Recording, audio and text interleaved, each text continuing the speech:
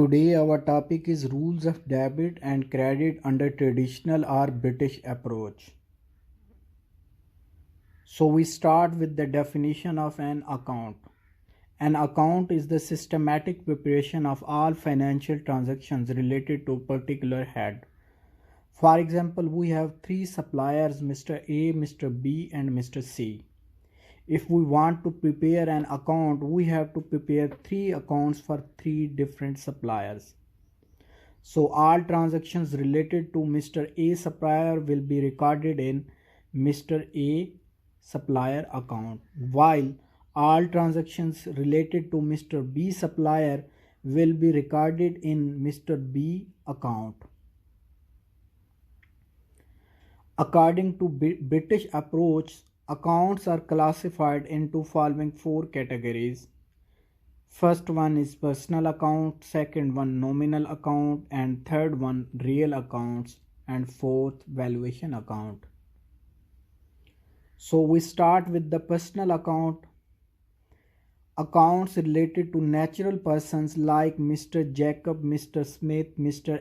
Adam and others name are called personal accounts. Similarly, accounts related to artificial persons like partnership firms, organizations, corporations, banks, institutions like eBay, Amazon, Citibank, Barclays, Unilever, etc. are called personal accounts. Accounts related to personal representatives are also called personal account. For example, salary payable to employees is also personal account. So what is the rule of debit and credit about personal account? The rule is debit the receiver and credit the giver. So here is the example. ABC company supplied goods on credit to Mr. Smith $5,000. So ABC company is supplier. It means this company is giver while Mr. Smith is receiver. According to the rules of debit and credit under British approach, we debit the receiver. In this case, Mr. Smith is receiver. So in the books of ABC company, Mr. Smith account will be debited with $5,000. Sale account will be credited with $5,000. On the other hand, Mr. Smith will record these transactions in his books as inventory or purchase account debit $5,000. ABC company, that is supplier, will be credited with $5,000. So here we have applied the rule of personal account in the books of first ABC. Mr. Smith was the receiver, so we have debited Mr. Smith account, while in the books of Mr. Smith, ABC company was a giver, so we have credited ABC company. Our next account is real account, or we can say permanent account. Accounts related to assets and properties are called real accounts. These real accounts can be categorized into two further categories. First one is tangible real accounts. Assets that have physical existence and can be seen, touched are called tangible real accounts. For example, building, land, inventory, and cash are tangible real accounts. The next category is intangible real account. Assets that have no physical existence and cannot be touched are called intangible real account. For example, goodwill, patents, copyrights, trademark, franchise, and similarly others. So, what is the rule of debit and credit about real accounts? We debit what comes in and we credit what goes out. For example, furniture purchased for $2,000. So in this case, furniture is coming in. so we will debit the furniture account and cash is going out, so we will credit the cash account $2000. So we have already studied that this rule says debit what comes in and credit what goes out. We will read the transaction, understand the transaction, and evaluate what is coming in and what is going out. In the second example, land sold for $25,000 on cash. In this case, land is going out while cash is coming in.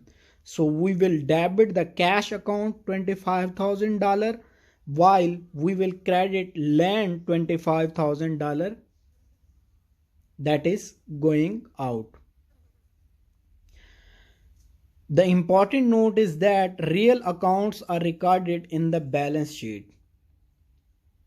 The next is nominal account, or we can say these are also temporary accounts. So accounts of income, expenses, gain and losses are called nominal accounts. The example of these accounts are advertisement, insurance, commission, rent, wages, repairs, utility bills, carriage expenses, loading expenses, unloading expenses, and so on. The important note is that nominal accounts are recorded in trading profit and loss account or income statement. Next, what is the rule about nominal account? Debit all the expenses or losses. If business have expenses, we will debit. If business suffer a loss, we will debit. Similarly, all incomes or revenues are credited and gains are also credited. Let's suppose salaries are paid $200. So in this case, salary is an expense and this is in the category of nominal account. So according to rule, we will debit the expenses and salaries account will be debited with $200. While the other side, that is real account, and that real account has been credited. The next example is utility bill paid $300. Utility bill is an expense, so we will debit the utility expense.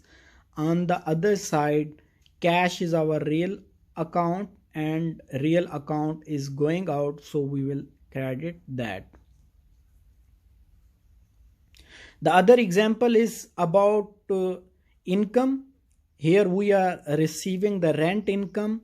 So incomes, as we have studied, will be credited. So rent account has been credited with $500 while cash is real account and we have debited this. The last one is valuation account. So we will first study what is meant by valuation account. Accounts of contra assets, contra liabilities, contra equity and contra revenue fall in the category of valuation account. Examples of these accounts: allowance for bad debts, accumulated depreciations are contra assets, sale returns, this is contra revenue, discount on bonds payable, discount on notes payable, this is contra liability, buying back treasury stock, this is contra equity. So what is the rule of contra asset? Increase in valuation account is credited. So whenever contra asset, we will increase in the valuation account will be credited. For example, we want to record depreciation on machinery $200. So here our contra account is accumulated depreciation on machinery. So it is increasing. We will credit this $200.